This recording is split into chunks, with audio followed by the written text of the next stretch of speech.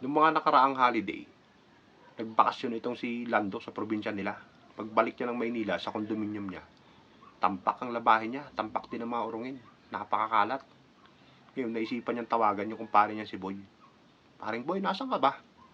Paluwas pala ako ng Maynila, pare. Ano bang atin? Grabe, napakakalat dito sa unit, pare. Tampak ang labahin at urungin ko. Wala ka bang alam na maupahan dyan?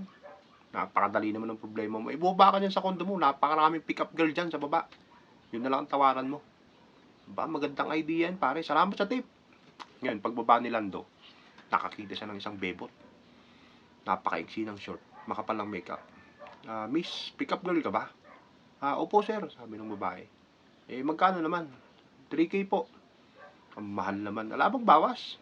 Fixed price na po yun, sir. Wala raw naman po ako eh. Sabi ng babae ngayon. Okay, sige, tara, tara. Diyan o, sir, may malapit na motel. Hindi, doon tayo sa unit ko. Wow, sosyal, sabi pa ng babae. Ngayon, pagdating nila sa unit, grabe naman ang kalat naman dito sa unit mo. Doon na lang tayo sa kwarto. Anong kwarto?